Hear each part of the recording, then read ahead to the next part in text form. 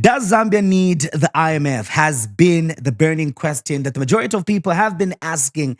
And just recently, last month to be specific, the IMF Executive Board did conclude its Article 4 consultation and the review, the fifth review of the Extended Credit Facility 38-month program that gives Zambia access to 184 million United States dollars, which obviously will provide some relief, especially looking at Zambia's fiscal challenges. Today, we'll be looking and, of course, answering that pertinent question. And of course, to be able to provide us with some nitty gritties of this particular credit extended facility program that Zambia is on with the International Monetary Fund, I'm joined by no other than the resident IMF representative in this particular country. And this is no other than Eric Lautier. Eric, you're welcome to the People's Space podcast. Thank you, Winston. I'm very happy to be here. It's my first podcast, actually, so I'm quite excited. But welcome to the IMF office here in Zambia. Thank you very much. And we are privileged and excited as well to be among the very first people to be able to interact with you, especially on this important subject. And for those of you that follow our conversations, you might want to know that recently Cabinet did also approve an extension of the extended credit facility of the IMF in Zambia for a 12-month period. So obviously this conversation has come at a very, very timely period.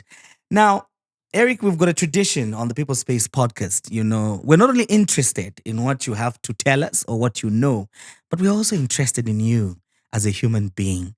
So before we get into the policy conversations, first of all, we'd like to know a little bit about you. Who is Eric? You know, just a little bit about your personal life, your career. What has really shaped the approach that you have to working with and in development countries like Zambia? That's what I want to know.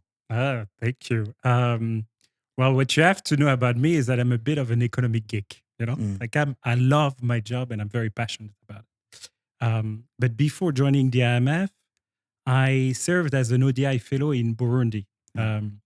ODI fellows, basically we're financed by the ODI Institute, which is a UK-based institute, and they send young economists like me at the time inside ministries of finance, central bank, and so on to work from within the institution. So I was working within the Ministry of Finance with my Burundian colleagues, and as a young economist at the time, I was exposed to the multiple shocks that a country like Burundi face, and the stark limitation in both the financial resources and the institutional capacity that they have to respond to those.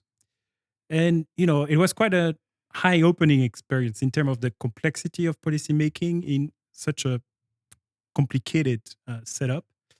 And I still remember actually like sitting on the Burundian side of the table. So there was the IMF mission coming to the country, and I was sitting with my Burundian colleagues, and I could see the gap between some of the fund expectations at the time and the realities my Burundian colleagues had to respond to those because of local political or institutional constraints.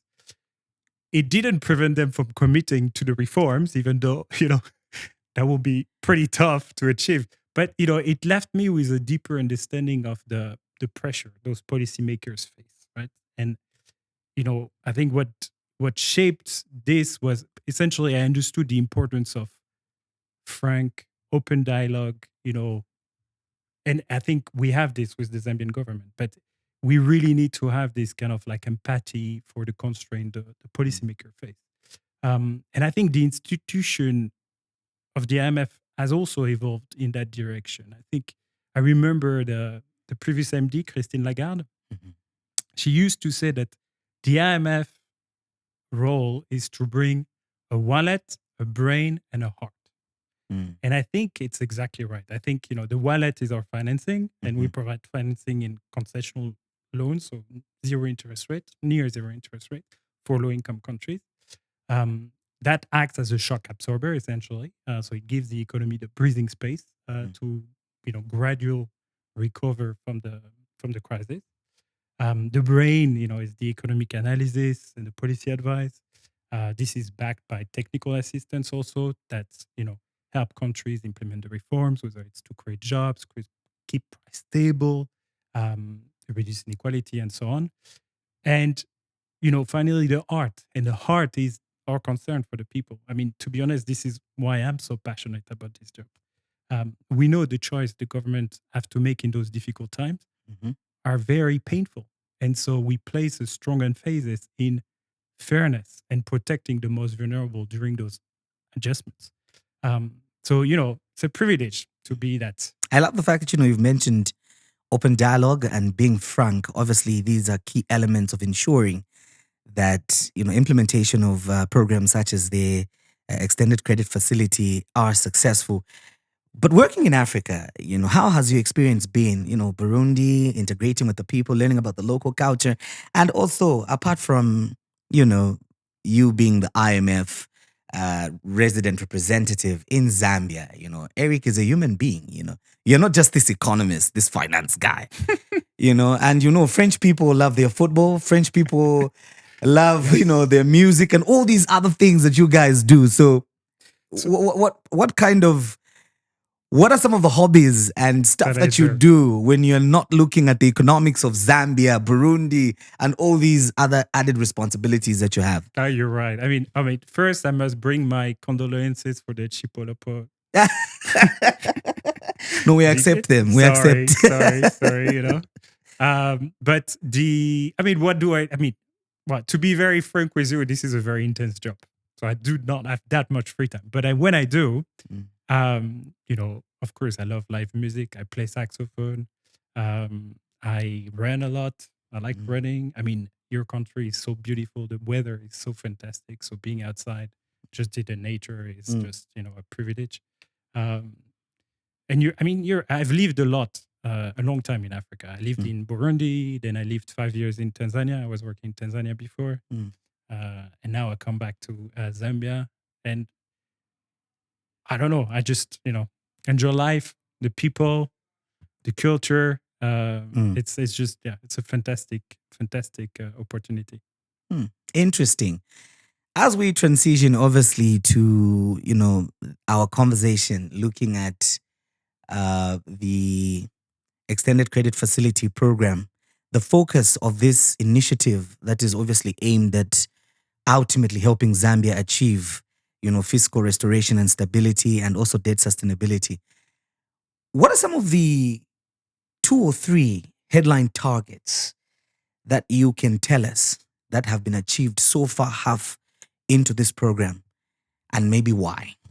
Yeah, so the current program basically focused on a few pillars, 3 main pillars. But the first was that given the situation that we were in, like basically Zambia had defaulted on its external debt, the focus was on restoring debt sustainability by promoting a significant fiscal consolidation and advancing on the debt restructuring talks, right? So when a country is working on restoring debt sustainability, first you need to run a positive primary balance. What that means is basically government revenues cover their day-to-day spending. So it's not boring just to keep the light on, if you want. So it's not just boring to pay civil servants wage, or schools or hospitals and so on. Second, they need to avoid costly external borrowing. So that helps keep the debt service manageable. So that's why they rely instead on more affordable financing from the IMF or the World Bank. The World Bank provided a lot of grant support, so that's essentially free. The IMF provides financing at 0% interest rate, so there's there's no other international lenders that provide such a cheap cost of financing, and we provide this to give the country that breathing space to recover. But in order to restore debt sustainability, we have to agree on some headline targets with the government, right? So that means that we agree on a primary fiscal balance targets every review, and on limits on non-concessional borrowing. So basically, the government now should not contract any expensive external debt. So we've seen in terms of the fiscal consolidation, like really significant progress. The primary balance between the period of 2018 to 2021 averaged a deficit of 4%, meaning that the government was borrowing to keep the light on, essentially.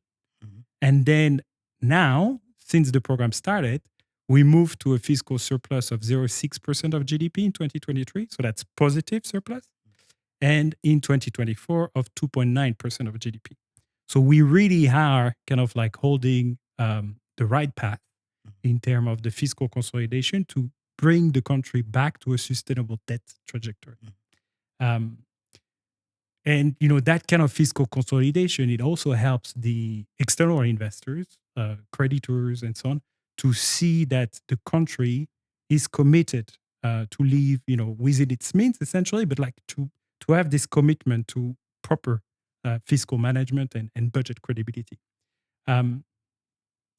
Another aspect of the program was to help the authorities to build external buffer. So that's what we call, gross international reserves. That was to ensure that Zambia has the resilience to face any other external shocks, and hopefully not with the help of the IMF, but on its own. So we continue to agree with the central bank on setting international reserve target, net international reserve targets that we assess at every review. And then, of course, the authorities have to also refrain from engaging in monetary financing of the budget. So basically, that means that when the central bank is providing or printing money to finance the budget, so that is not allowed under the program, and it should not be, it should not be in place because it makes the conduct of monetary policy very, very complicated. But we also have, consultation with the government on monetary policy to ensure price stability, to keep inflation down. So that's what we call under the program an inflation consultation clause, and that kind of aim at keeping inflation low and helping the central banks think about how to bring price down. And then, of course, those quantitative targets, that's basically, those targets that we fix with the government at every review. Those targets are also coupled with some structural reforms that helps strengthen the institutions or the way, the fiscal and the monetary frameworks are set up to solidify the gains that we have achieved so far. So on the spending side, reforms have been focusing on reducing inefficient spending or inefficient like fuel subsidies, for example, but also reforming other subsidies like the FISIP subsidy. So we've moved towards the e-voucher, and that will be rolled out to every district this season. But going forward, because the program continues, there's reform of the FRA Act to ensure that the agency just focus on strategic food reserve, that it buys at market price, it intervenes only when it's needed. Also reforms around the Agricultural Marketing Act to ensure that there's a public-private oversight of the policy decision that happens in the agricultural sector. And also reforms to the Agricultural Credit Act, which essentially will allow farmers to use warehouse receipt, like the receipt from the warehouse, warehouse receipting system, to unlock loans from banks and grow their own business. We also have some reform on the Banking and Financial Service Act. So that's basically trying to make the financial sector legal framework stronger, from licensing and ownership change to corporate governance, auditing, supervision, early intervention, resolution, and so on. So it's like there's a lot of work going on the financial supervision side as well. So this is, for the targets that we kind of like targeting for end of September. We also have another target on the anti-corruption front. So here, there is an amended act that will make the Anti-Corruption Commission more independent, more accountable. It will open the selection process for the board and the director general. It will involve independent experts from civil society, better align Zambian laws with UN Convention Against Corruption.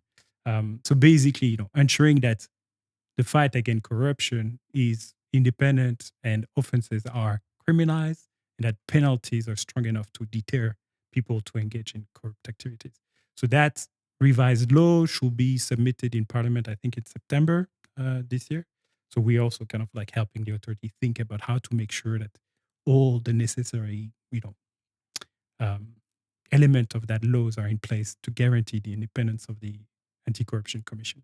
I get excited, when I hear things like you're explaining, especially when it comes to strengthening the institutional framework surrounding the fight against anti-corruption. And there has been strong advocacy centering on ensuring that we promote autonomy, which you said, you are pushing the agenda of. So are we likely to see a situation where things like, I just want us to put it in black and white, where we don't see the DG, being appointed by the powers that be, because that leaves the institution susceptible to political influence.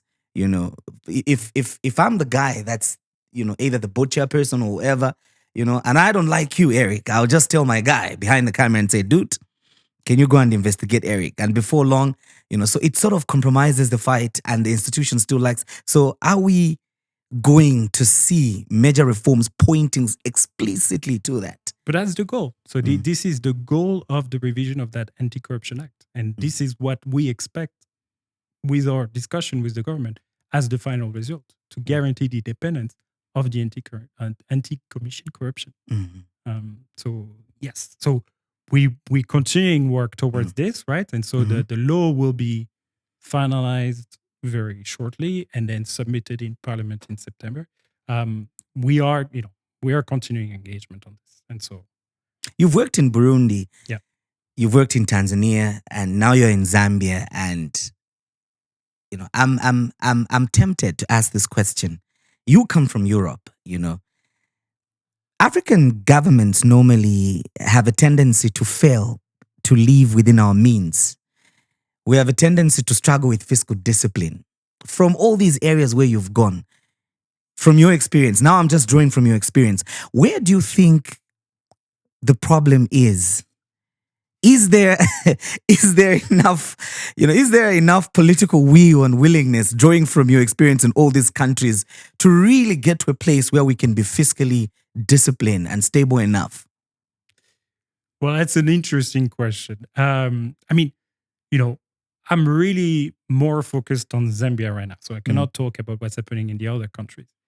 But the way the IMF support those governments in terms of like ensuring that fiscal discipline stays is through providing, both technical assistance, right, in terms of like having medium-term fiscal framework, having like medium-term revenue strategies.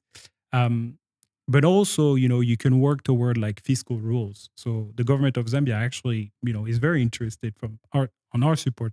And we had a mission a month ago, so a technical assistance mission that came, a whole team that came to help the Ministry of Finance thinking about fiscal rules.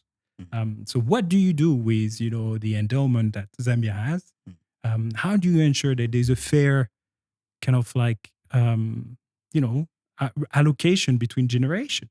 Because the copper and the gold that is being extracted from Zambia today belongs to your grandchildren. It belongs to everyone, every Zambian, right? So you need to make sure that that wealth contributes to the development of Zambia. So, it's like we're helping the government like with fiscal rules. So kind of like, okay, do you need to save some of the extra, let's say if the price go up to a certain, threshold, do you need to save that surplus for the next generation? Or do you invest it in, priority sectors, road, infrastructure? So this is the whole kind of like debate that, is ongoing, and this is the government decision. So they are thinking about those fiscal rules. Earlier on, you mentioned, the important role that the IMF has made when it comes to bringing Zambia on the right path to fiscal restoration and stability. And building on that, we've seen that Zambia did achieve some milestones when it comes to, debt restructuring. And the conversation that came with that success story is the issue of striking a balance between, investment in sectors, talking about social sectors, schools, health, and all these, vis-a-vis making sure that, we are on the right path when it comes to fiscal consolidation, which is the target. Your thoughts on that? How do we balance that? Well, yeah, I mean, it's a very important question. You know, the debt is restricted, right? So it's not forgiven. Mm. So it's not like what happened. Very, very important. Restructured, but not forgiven. Yeah, it's not what happened in the HIPIC Yeah. in 2000. So the restructured debt, it's much lower, but it still has to be paid. So for Zambia to meet its development ambition, it needs a budget that works for today, but is also sustainable for tomorrow, right? Mhm. So that means that you need to keep the debt on a manageable path, Mhm. and ensuring that the country can continue to meet its obligation. So that's including debt service, Mhm. but also, you don't want to crowd out other essential spending like infrastructure, education, hospital, and so on. So this can be done in several ways, right? Like I was mentioning a bit earlier that there was fiscal consolidation. So basically, like it's rationalizing and reprioritizing some of the spending.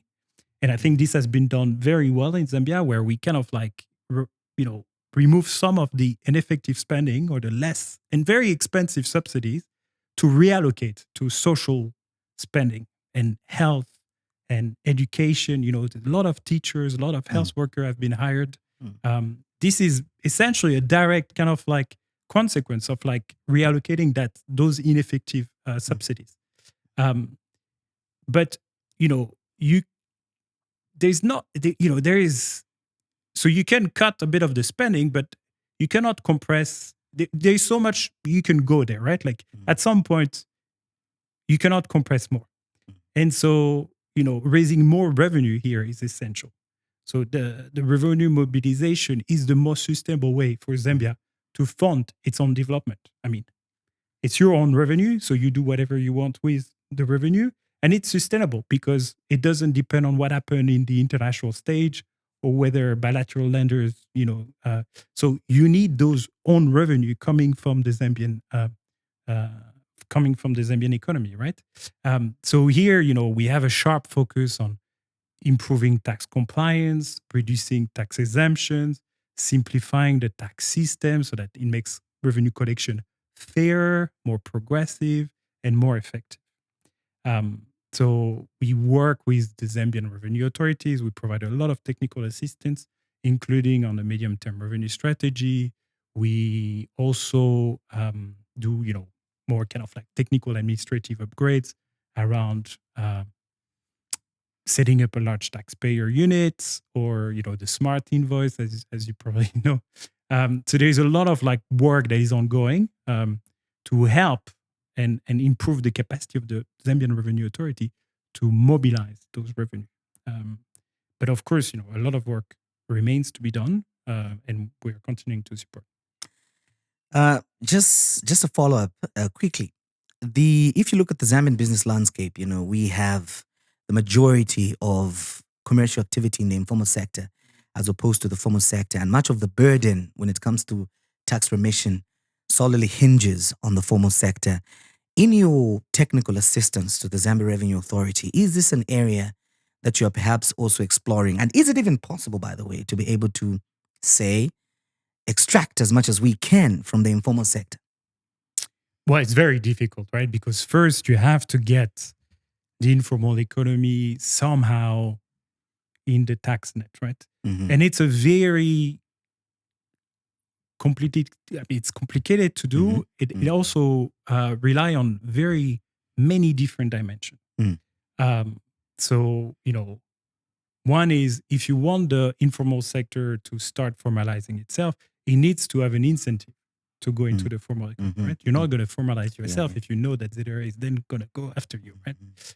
So you need to convince the informal sector that by entering the formal economy, you will get access to more financing, to more training, to an easier way of doing business. So it's more about making the system Mhm.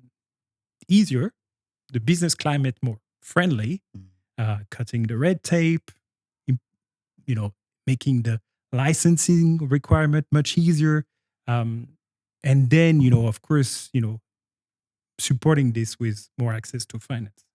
Um, and when you do those things, then yes, you create an incentive for the informal sector to enter the formal economy, and then you can raise more taxes. But it's very hard to do.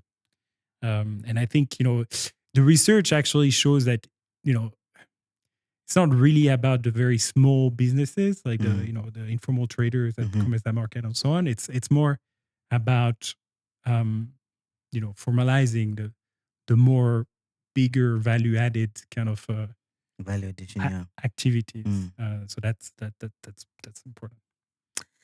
You are watching the People Space podcast with me, Winston Mavoya, and of course today I'm hosting the IMF resident representative in Zambia, and this is Eric Lautier, and we are looking at the EFC program that is currently being implemented in Zambia, and of course answering the questions that a lot of people have had, especially when it comes to the IMF program in this particular country. I mean, it has been established. We do need the International Monetary Fund. And I think this is a question that we shouldn't even been asking, especially at this level. But what is more important is understanding this particular extended credit facility program. What are some of the positive successes so far? And that is what we're looking at today.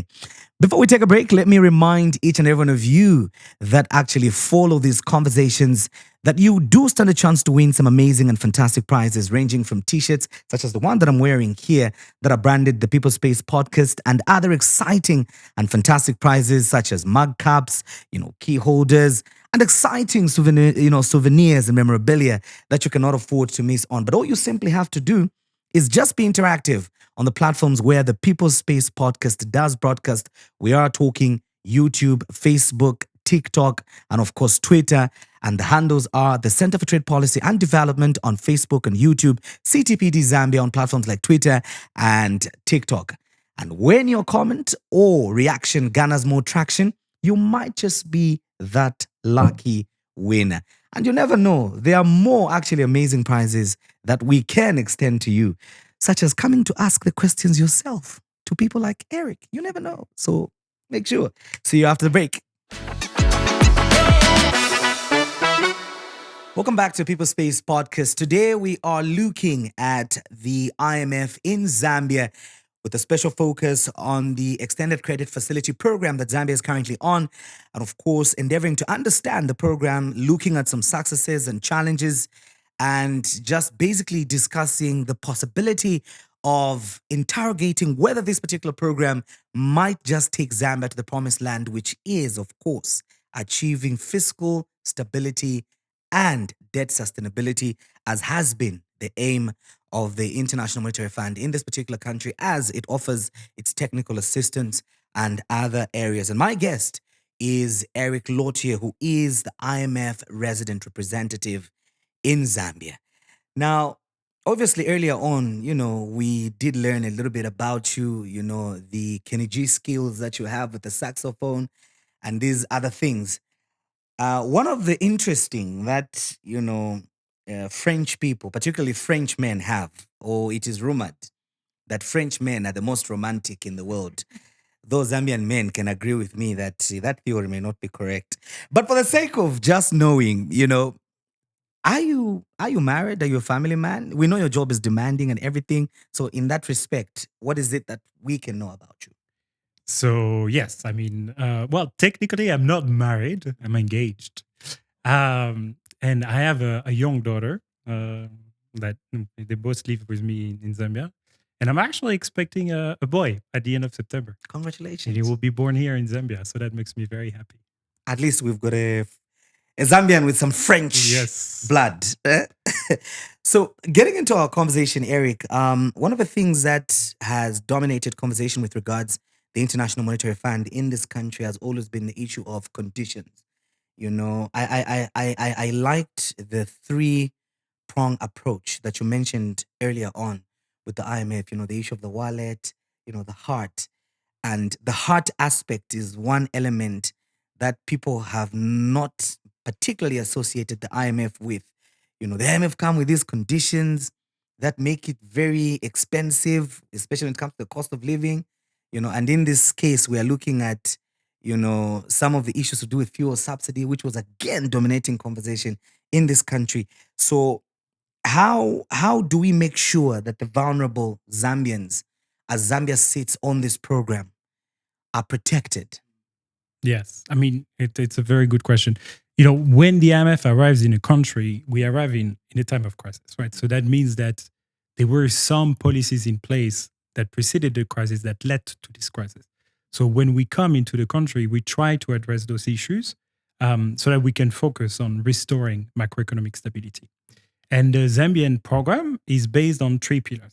So I mentioned that earlier, but the second pillar is increasing social spending and improving the targeting of social spending to ensure that the most vulnerable gets the support they need.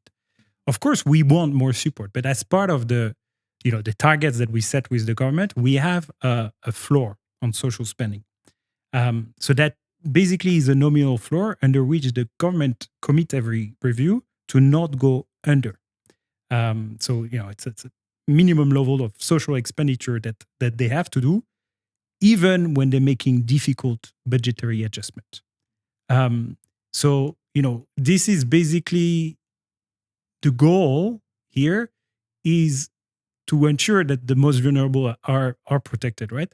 And I think this was largely achieved under this program, even though poverty remains high in Zambia, as you know. And there is a very, there's still much more work that needs to be done towards inclusive growth. But social spending as a share of GDP has more than doubled under this program. So it was 0.7% of GDP in 2020, and it was now 1.7% in 2024. And there is plans to reach 1.9% in 2025. So we're really helping the government to increase social spending under the program. And as I was mentioning, this was made possible because we were shifting resources from ineffective regressive subsidies like the fuel subsidies, because the fuel subsidies benefit the wealthier part of the population more than the most vulnerable that don't have big cars, big house, and consume fuels. Of course, those more vulnerable people, when there is an increase in fuel prices, they have less capacity to absorb that shock because they have less disposable income, right? So that's why it's so important to work on social cash transfer and social spending to ensure that the impact of those reforms are cushioned by more social spending so that every support is more targeted and reach the people in need. That also free up some resources for free education. So free public education has now brought over 2 million children into school. This was also backed by hiring of more than 42,000 teachers since 2021. So there is a lot of additional support and good spending that is done by the government that was made possible because of this reallocation on cutting regressive expensive subsidy towards more productive use. So even with an overall budget cut, I think of 1.9% of GDP in 2024, the government spent about 54 billion kwacha on social spending. And the plan is to increase this to 60 billion in 2025. So, it's not just number. It means that more people can get access to social cash transfer and social spending. Also, when the drought hit last year, we at the IMF, we boosted the financing, right? So we increased the quota that Zambia has access to. So we put the program from $1.3 billion to $1.7 billion. And we disbursed that support all at once last year in June. That was aiming to bring more financing, which is again at zero interest rate, to the government so that they can respond to the crisis. And so with the support of other institutions like the World Bank, this helped increase the social cash transfer program and extend it, right? So there was this emergency social cash transfer. So it was expanded to 1.3 million households, and the benefit doubled, right? So this is a direct impact of the work of the IMF and the World Bank providing the financing to the government to help with cushioning the impact of the crisis. When we talk about expanding the fiscal buffer from a revenue perspective, obviously conversations such as diversifying beyond copper come into play. And one of the things that we'd like to find out from you as the International Monetary Fund is on the aspect of diversification. What role does the IMF see critical segments of our population that fall under the brackets of SMEs, women in entrepreneurship and business, and youth-led business and entrepreneurial initiative play when it comes to achieving this goal of expanding the revenue buffer for the country? I mean, they absolutely are essential. I mean, the fascinating thing about Zambia is like you have such a young population, right? But this also comes with a condition or a kind of a condition. I mean, basically, you have 400,000 young people entering the job markets every year, so you need to provide jobs for those people. And yes, SMEs absolutely, like with the right support, they will be that powerful engine of job creation, particularly in high potential sectors such as agribusiness, tourism, mining services, green energy, and so on. But the success of those SMEs or how to improve, and make the pie grow depends on building the foundation they need, which is skills, which is access to finance, access to markets, and so on. So, we just had this, the last review, as you mentioned, the fifth review, that was also an article formation. And basically what article formation means is, as a shareholder of the IMF, Zambia commits to have article formation coming, every year or so, or every 2 years, or 18 months, I think.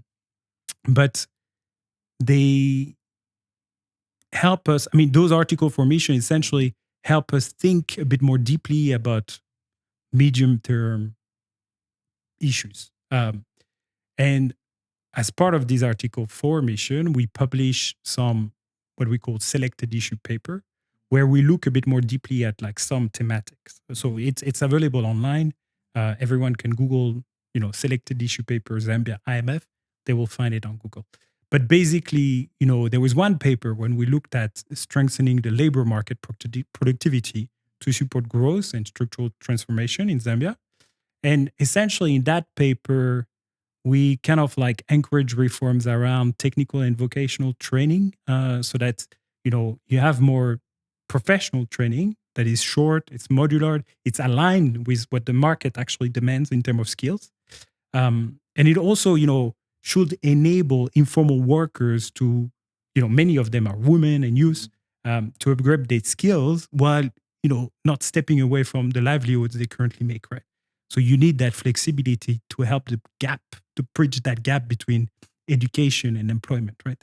And so this is important, the training, but also access to finance is another key barrier, right? Like if you ask SMEs or businesses what their main constraint for more growth is, they will tell you access to finance. And there, there's a lot of work that is going on, including, work with the central bank and so on, where they expand credit guarantee schemes. There's also other ways that finance can reach entrepreneurs through mobile money platforms or group lending models and so on. But ultimately, what you want to have in Zambia is a deeper capital markets, more bank competition, so that they compete to lend to the promising businesses. But you also want to expand tool that helps reduce the risk. So that means like collateral registries, warehouse receipt. So that's some of the reform with the Agri-Marticular Act. But credit bureau that helps also catalog the bad payers, so that banks don't lend to people that don't repay their loan, and so on. So there's a few aspects that needs to be done there. Also, financing coupled with mentorship, that also can be a powerful cocktail for success, right? And when the deputy managing director of the IMF visited Zambia a few months ago, we got to meet the bright minds at Bongo Hive. I don't know if it's a tech startup incubator. And honestly, I was amazed by the brilliant businesses there. I mean, the entrepreneurship, the drive, and the very effective solution that they propose, I mean, it was really impressive. And we need more of this in Zambia.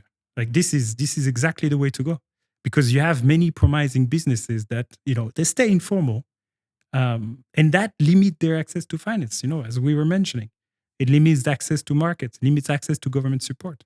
So we need more of this, and you don't have to be the next Facebook to ask for help. I mean, for example, now with the rollout of the e-venture reform, you have more agribusiness coming, right? Because the private sector is now in charge of distribution, right? So we estimated with the last year reform, there's more than 200 new agribusiness that were created because now they do the distribution of the agricultural inputs. That's not a new business in Zambia, right? But those guys will need training on financial literacy, on keeping books together, so that banks are more willing to lend to them. So there's a lot, but then of course there is needs for improvement in business climates, simplifying the licensing, the government procedures, applying regulation consistently, cutting the red tape. All these things that will reduce uncertainty, reduce costs for making or doing business in Zambia, and attract both domestic and foreign investors. And maybe one last one, because it's also important to level the playing field between state-owned enterprises and the private sector, right? Because ideally, you don't want a system where SOEs have preferential access to finance or foreign exchange or all these things. You want to have a fair playing field, and in that aspect, we did assist the government in adopting an SOE policy, so a state-owned enterprise policy, which among other things, it tried to improve financial performances of SOEs, to try to enhance their ability to generate revenues.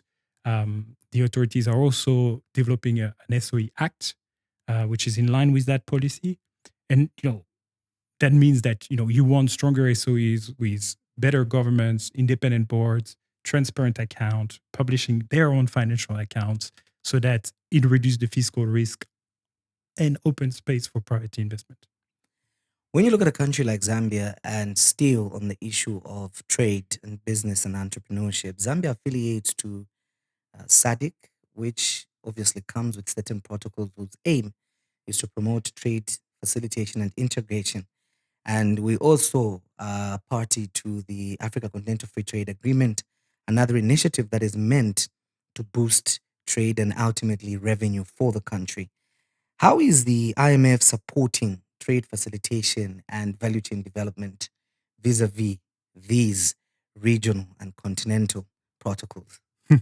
Well, I think here you're trying to give us, or to expand our portfolio even further than it currently is. So we focus on macro stability. We focus on ensuring the stability of the external balances, right? We do, through structural reforms, reach other sectors like mining, agriculture, energy, and so on. But we don't really work at the moment on trade facilitation. I mean, this is this is more the realm of the World Bank, and they have teams here, and they are very capable specialists on this. So we leave that to the World Bank. Okay. Interesting. Now, when we talk about engagement, earlier on you had mentioned, as we obviously get to wrapping up our conversation, when we talk about engagement with the public and making sure that you bridge this information gap that exists between the IMF being perceived as this entity that doesn't care, has hidden agendas, and just comes to impose, or their work ultimately comes to impose these harsh conditions. What is that one simple message, that you would share to the citizens? Are you guys open to the Zambian citizens, for example, if they wanted to understand what it is that the IMF does when it comes to engagement? Yeah, I mean, I think it's important for everyone to understand, and this was very clear from the start, that this is Zambian program. This is the program of Zambia. This is not reforms that the IMF is pushing on Zambia, But the reforms that you have in the IMF programs are all in the 8th National Development Plan. So this is reforms that the Zambian people have agreed to do. Um, but, we at the IMF, Zambia is a shareholder of the IMF. So we are here to serve the Zambian people. We actually work for you. So, we share the same goal. Like, we want a stronger economy. We want an economy that creates jobs, that brings investments and opportunity for every Zambian. This is what we want. This is your program. So every reform we discuss with the government, every analysis we produce, everything is publicly available. It's online. You can Google IMF Zambia staff report, and you will have all the staff report. We have all the numbers, all the discussions there. The commitments that the government makes towards the board of the IMF is also summarized in what we call the Memorandum of Economic and Financial Policy. This is also included in our staff report. So, I encourage every Zambian to go online, read them. I mean, if possible, and reach out. If you have any questions, this is the Zambian office of the IMF. It's for everyone. You've talked about, the staff reports and everything, and one of the indications that we got, from the consultation for review meetings and everything is that Zambia's performance under the ECF is satisfactory. So obviously, we would want to find out, how optimistic are you when it comes to, Zambia's economic future prospects? Well, what keeps me optimistic about Zambia, it's both your resilience and your potential. Um, I think, the country has abundant natural resources, and you have a young and dynamic population. You have a lot of very smart, hardworking Zambians. Um, and I think this will become a strong base of entrepreneurs and innovators that will bring the right solution for Zambia if the right conditions are created. Um, but I've also seen the determination of policymakers here in Zambia, and they're really committed to tackle difficult reforms, make the difficult choice and the right choice. Um, so that also filled me with confidence. I think we with that stability, if it's maintained and if the effort on the reforms is sustained, I think Zambia has all the ingredients to turn that potential into lasting prosperity.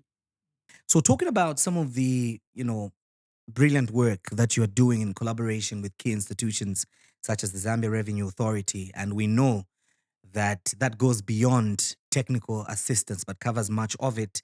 Can you tell us some of the reforms, that you've provided technical assistance for when it comes to key institutions such as ZRA and, of course, the central bank?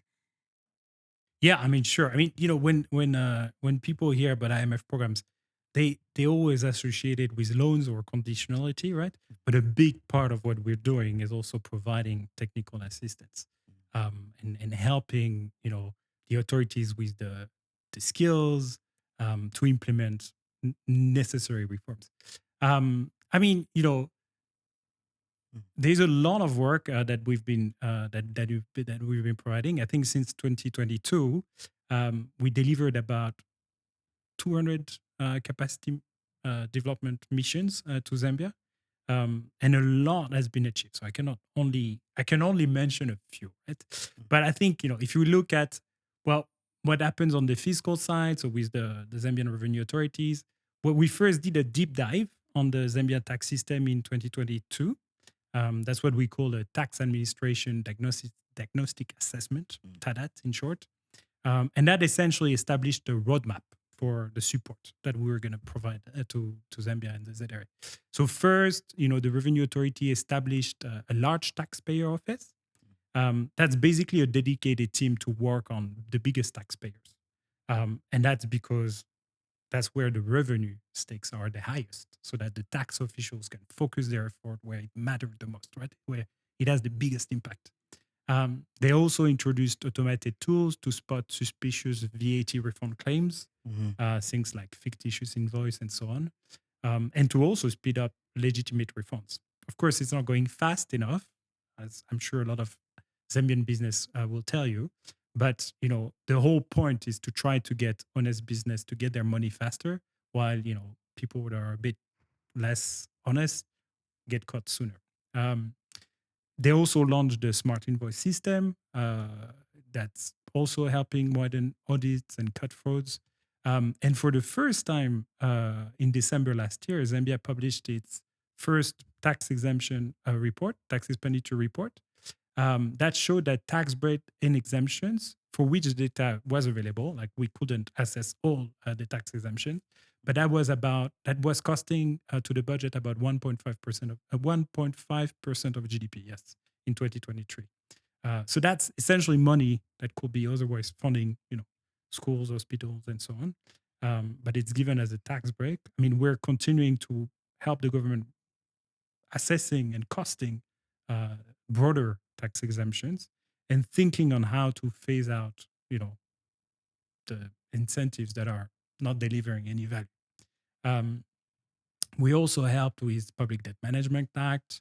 We're working with the Ministry of Finance to set up a government-wide financial system that's called IFMIS. Basically, it helps them with better better budget execution, a tighter grip on the spending, but also we help them with better cash flow forecasting so that they avoid sudden cash shortfalls. Um, on state-owned enterprise, we're doing a lot of work. As I mentioned, the SOE policy, the SOE Act. We also introduced stress test tools, so it's kind of a health check for a state-owned enterprise to make sure that their financing are robust. We also, developing a reporting framework to better track the fiscal risk of those SOEs. Financial sector, we're providing a lot of support, both on financial supervision, but also we helped the Bank of Zambia improve its foreign exchange operation. On statistic, we helped the Zambian Zamstat with quarterly GDP figures. We also help with debt reporting a statistic to ensure that it meets international standards. So basically, it means that we're trying to make sure that the numbers that everyone relies on are a bit more accurate and a bit more credible. In the energy, sector, we worked a lot on the fuel pricing formula, helping the authority putting a statutory instrument that ensure there's more predictability on how the fuel price is set every month. Um, but also, we worked a lot on reviewing the tendering process for the Tazama pipeline, so that the process is more transparent and it boosts competition to reduce fuel price in Zambia. And finally, on governance, we supported a major work on a whole diagnostic, governance and corruption diagnostic in 2022. This involved, consultation with a broad range of actors like private sector, government, development partners. The aim was to, map the strengths and weakness in areas that directly affect the economy, from public finance, revenue administration, procurement, SOE oversight, and so on. And so, there's a few vulnerabilities that diagnostic found. You know, there was inconsistent application of procurement rules, things where, there's a lot of findings that essentially informed the roadmap for the reforms. And that's why, we're working with the government. We worked on the implementation of the Access to Information Bill. This is still ongoing, but the government is preparing on how to implement that reform. We, as I mentioned, working on revising the Anti-Corruption Act, um, also introducing asset declaration regimes for senior government officials, also strengthening whistleblower protections, and so on. So there's a lot of work that is trying to go around the program, and it's kind of trying to build the systems, the rules, and the safeguards that help an economy grow and protect public resources, right? So it goes both hand in hand. The IMF program, the financing, the advice we give to the government, and the technical assistance is there to really support the implementation of the reform and support the authorities. Obviously, what you do now, which is important, has a bearing on the legacy that you leave tomorrow. And your successor obviously will look back and We would like to find out, what are some of the perhaps three, possible outcomes, success stories that they may able to look at and say these were the key milestones that cemented the relationship between Zambia and the IMF.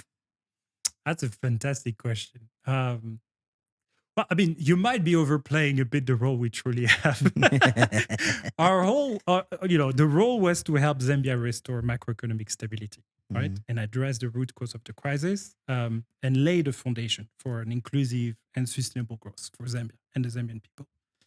I think on the first part, on helping restoring the macro stability, when you look at economic indicators at the moment, things are looking positive, right?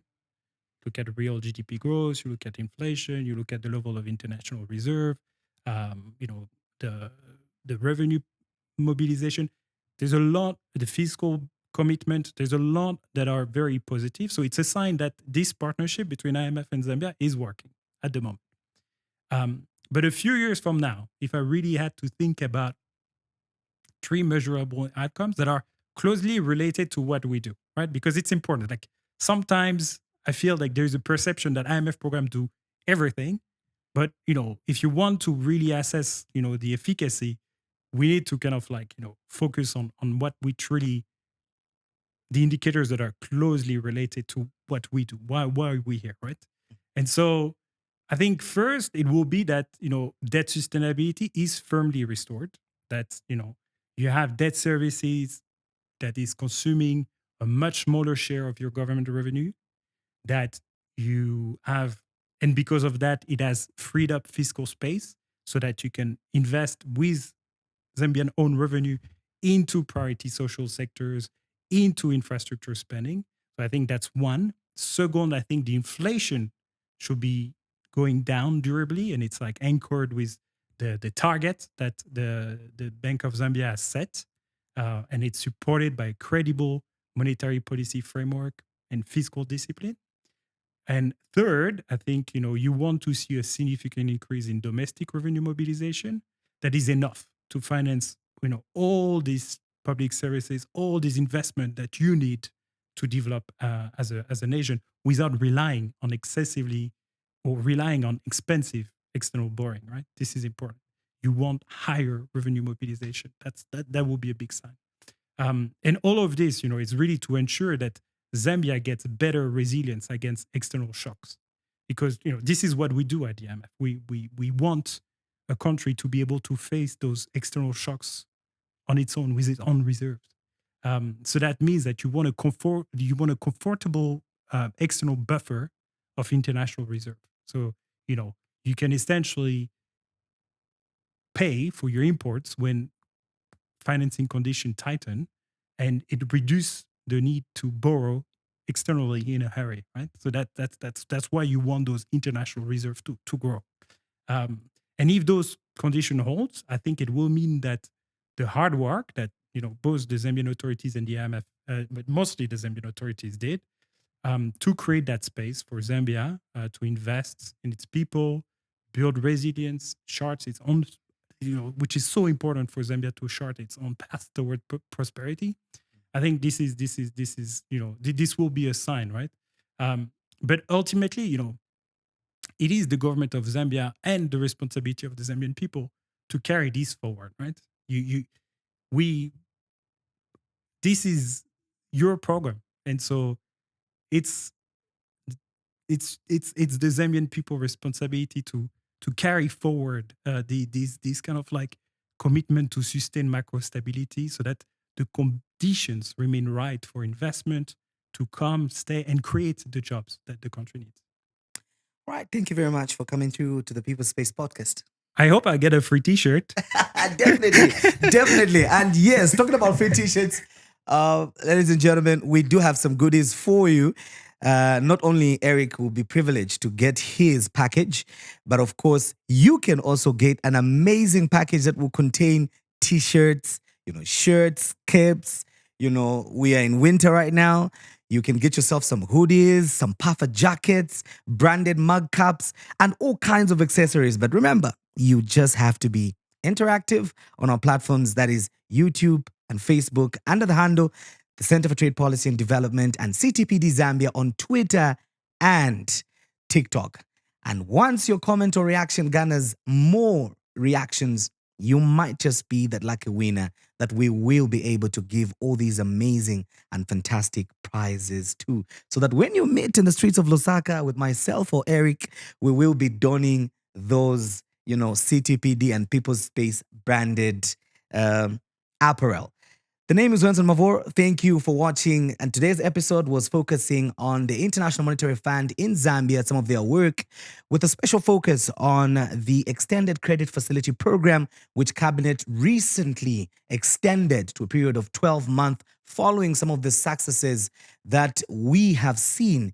And we are talking about the debt restructuring and all these other areas and milestones that we've seen are being achieved when it comes to restoring fiscal stability, which ultimately is the key if Zambia at all is to achieve economic sufficiency. So see you next time, and thank you for watching.